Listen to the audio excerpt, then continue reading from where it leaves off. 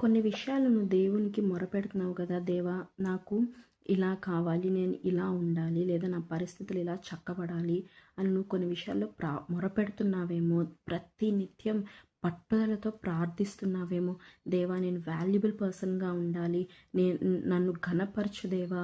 లేదా నా సర్కమ్‌స్టాన్సెస్‌ని సరిచేయి. లేదా మా రిలేషన్స్‌ని నీవు బాగు చేయి.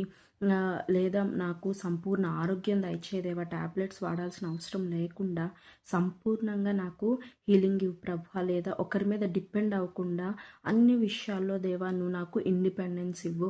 ఏ విషయంలో అయితే దేవుని చిత్తానుసారమైన నీ మనవులు దేవుని సన్నిధిలో చేరాయి కనుక దేవుడు ఇవాళ మనతో మాట్లాడుతున్నాడు. అనుకూల సమయమందు నీ మొర ఆలకించితిని, రక్షణ దినమందు నేను నిన్ను ఆదుకొంటిని.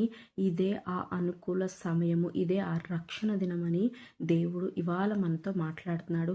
మరి నువ్వు పెట్టిన ప్రేయర్ రిక్వెస్ట్లు ఏవైతే ఉన్నాయో పట్టుదలతో నువ్వు ఏ వెయిట్ కోసం అయితే నువ్వు ప్రార్థిస్తున్నావో, ఏ డెట్స్ తీర్చబడాలని, ఏ కుటుంబ పరిస్థితులు చక్కబడాలని, ఏ శాంతి సమాధానం కోసమో లేదా నీవు వాల్యుబుల్ పర్సన్గా ఉండాలని, ఇండిపెండెంట్గా నీవు ఘనత కలిగి ఉండాలని నువ్వు ప్రార్థిస్తున్నావో, లేదా సంబంధాలు బాంధవ్యాలు బాగుపడాలనో, ఎట్టి పరిస్థితులైనా ఒక ప్రమోషన్ కోసమైనా, ఒక ఇంక్రిమెంట్ కోసమైనా, ఏదైనా సరే నీ స్కూల్ అయినా, నీ చదువు అయినా, నీకు రావాల్సిన జ్ఞానమైనా, ఎట్టి పరిస్థితుల్లో నువ్వు మొరపెట్టినా ఇదిగో దేవుడు అంటున్నాడు, ఆ వ్యసనం నుంచి నేను నిన్ను విడిపించగలను.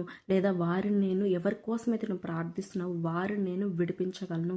ఎట్టి పరిస్థితుల్లో నువ్వు బంధింపబడి ఉన్న ఆ బంధకాలను తెంచి నేను నీ జీవితంలో కార్యం చేసి నేను మహిమపరచబడతానని దేవుడు మాట్లాడుతున్నాడు కనుక ఇదిగో నీ మొర దేవుని సన్నిధికి చేరింది.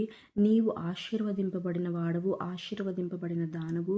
దేవుడు నీ మొర ఆలకించి నీ అవసరాలు తీర్చి దేవుడికి నీవు కృతజ్ఞతాస్తుతులు చెల్లించాలని ఆయన ఆశపడుతున్నాడు కనుక నీ ప్రేయర్ రిక్వెస్ట్ని ఆయన సాక్ష్యంగా మార్చబోతున్నాడు కనుక దేవునికే స్తుతులు చెల్లిద్దాం. ఆయన నిన్ను రక్షించాడు, నిన్ను ఆదుకుంటున్నాడు, నీ మొర ఆలకించాడు. నీ కష్టాలన్నీ తీరిపోతాయి. నీ ఇరుకు పరిస్థితుల్లో నుంచి నువ్వు విశాలమైన పరిస్థితుల్లోకి వస్తావు. నీ సేవ పరిచర్య విశాలపరచబడుతుంది. నీ కుటుంబ పరిస్థితులు బాగుపడతాయి. నీ ఫైనాన్షియల్ డెట్స్ అన్నీ తీరిపోబోతున్నాయి. నీ బంధకాల నుంచి దేవుడు నీకు విడుదలించి నిన్ను ఆశీర్వదించి దేవుడు దీవించును గాక. ఆమేన్.